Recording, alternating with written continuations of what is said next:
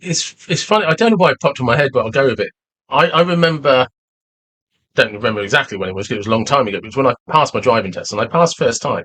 And there was this lady, Betty, was my driving instructor, and she said something to me that really made sense. She said, "The only reason people fail is because they try to do something they haven't been shown to do." All But right. So shout out to Betty anyway. yeah. So my driving instructor, Betty, said to me, "If you haven't been shown how to do it, don't do it, because people only fail because they try to do something they weren't shown how to do." Yeah. And that's all I did throughout that driving test. I didn't think, what has she shown me? What hasn't she shown me? I just imagined I was on a driving lesson, and what Betty would just tell me what to do, and I just do it as she tells me how to do it. And that's what I did throughout the entire test. And I passed with flying colours. Yeah. It's having that simple. It's having them people who understand that, who can then share that knowledge with you, and you take that knowledge on. A lot of people don't take that on. I was so fortunate, you know. A lot of people try and get this mindset stuff, you know, at a later age, or for me, it was put on me from day one. And I had all these. I remember I was 16. I wasn't even. I was no way should have I been in that environment as it is. I wasn't ready for it. Looking back at it now, I should never have been there. Really, I'm a kid. Like, I look at my kids and I go, "You would not be able to do what I did. There's no way." I wouldn't let them, for one, either. I wouldn't let them. But at 16, different time. I've got these grown men, you know, late 20s, early 30-odd-year-old men who I'm looking up to, and some of them are just really good, and they just part the knowledge onto you, and they take you under the wing, and they go, "This is how it's done. All you got to do," it's like the blueprint. They've got the blueprint of how it's done.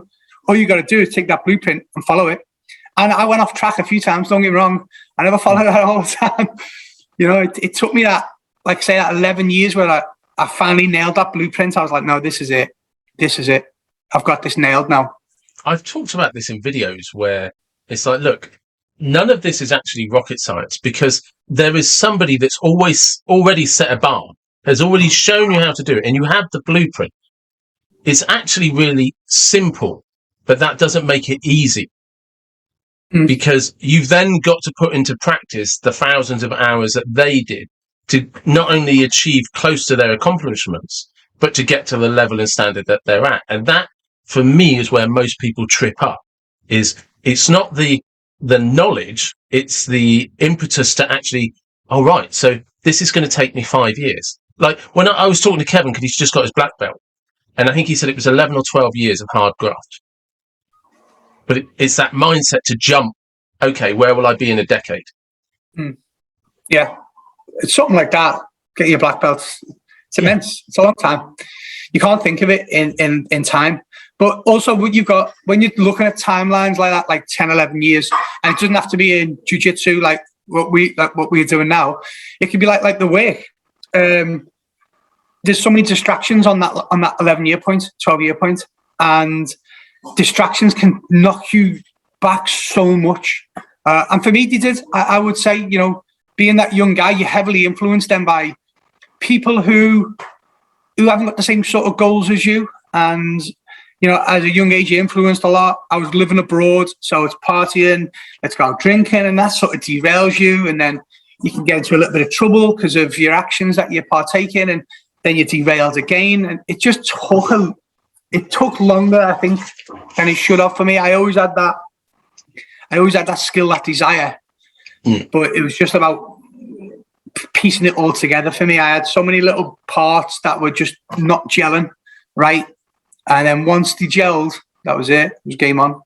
I do actually think that there is some, like, I have a theory that a lot of the difficulties that people are facing today is they don't have a lot, because I had lots of trouble in my 20s, you know, and as I was saying to you earlier, the reason I lived back at home with my mum, so I ended up bankrupt and got into trouble with the police and all of that in my late 20s. And when I look back on that period of time, it's because I just didn't have any idea of what I wanted to do.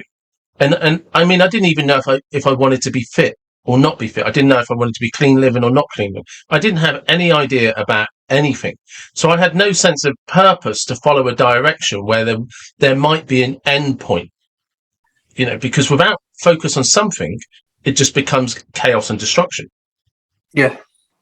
Yeah, I totally agree. And I think for me, it was the same. We never had, being in the army and in that time I joined in 96, and there was nothing really going on. So it was just training. And I know lots of good guys who left because that's all we did was training. And they're like, oh, is this it? I might as well go and do something else. But to be honest, I didn't have anything else to do. So I sort of stayed because I didn't have any other skill set and I'd been there for such a long time. So I didn't have a backup plan. And some people didn't have a backup plan and left anyway. And a lot of them have spoken to now, I wish I stayed. Yeah. But at that time, there was no really you train for war, you do all this, and then you don't really do it. You're just training. Yeah. It's like, and you're like, oh, it's like doing sports now, like jiu-jitsu now. And a lot of the guys, they don't want to compete. I'm cool with that. But that was like for me back as a young guy, I couldn't compete, doing all this training, but not competing. So it only sort of went once, 9/11 happened, then we all got a focus then. And you become focused big time then because it's imminent. So you got to really switch on with your game. And that's something as well, because I think it's important to understand when we're talking about mindset, is because in those environments, like you said, everybody's from different backgrounds. So there's lots of different personalities, but you all come together as a company, platoon, regiment, however you want to describe it. And because of 9/11, you've got focus, but everybody has to turn up and deliver. So it goes to demonstrate that actually, although you can say we're all individual, there's commonalities that we all have that with the right approach, with the right focus, coaching, mentoring, and structure, actually everybody's mindset can be the same. Mm. Yeah, I agree to a certain degree there. I do remember having some long conversations with some of the other commanders at the time before we went out to Iraq the first time.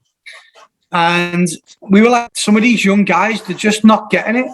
They're really not. And they don't realize that there's a life on the line here and they need to switch on.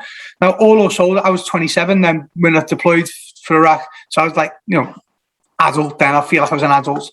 Yeah. But you got these young lads who are 18, 19, 20, 21, 22, and you're like, they're not getting it. And I don't know. I don't know if it was until you started losing people, which we did, that they really switched on. Yeah. Because it took a while. It really did. And I said to a few of the teammates, we're going to lose some of these guys, because they're just not getting it. And luckily, them lads didn't, but it was like the really good lads we lost, the top lads, unfortunately. But I always find Sorry, I was going to say, I always find in any kind of situation like that, and obviously when you're in a war zone, it's the worst, because the only time somebody's going to figure it out and switch on is when the mistake has been made. And if you're in an everyday environment at work, it's just a cock up in work that gets you a written warning. And, potentially that screws up your mortgage and the wife's going to have a go at you, sort of thing. But in a war zone, that's a life lost. Yeah. Yeah, true. Life lost, a loss of limb, loss of life. And mistakes happen anyway all the time, but we just don't need to add to them by, being incompetent or not thinking clearly, not understanding the whole picture. And I think that's what some of those young guys sort of struggled with. And looking back, do I blame them? I remember when I was a young guy coming up in the ranks, and there was times where I'd watch a guy, I'd be amazed at how he moved about and the thinking that you do. People think being an infantier or whatever, really stupid you lot because you're not qualified to do anything else. But the amount of thinking and the thought process that goes into what we do is unbelievable. It's so complex. So actually looking back, I remember being 17, 18, 19 and just seeing a commander cut about, and I was like, oh, I don't even understand what he's doing, and that's experience, though, isn't it? Yeah, so I've never really thought about it like that till now, till the conversations come up. So maybe that was the same for those young lads, where we're expecting a lot from them, but I think we had to expect a lot because, like you say, it's not training no more. It's the real deal.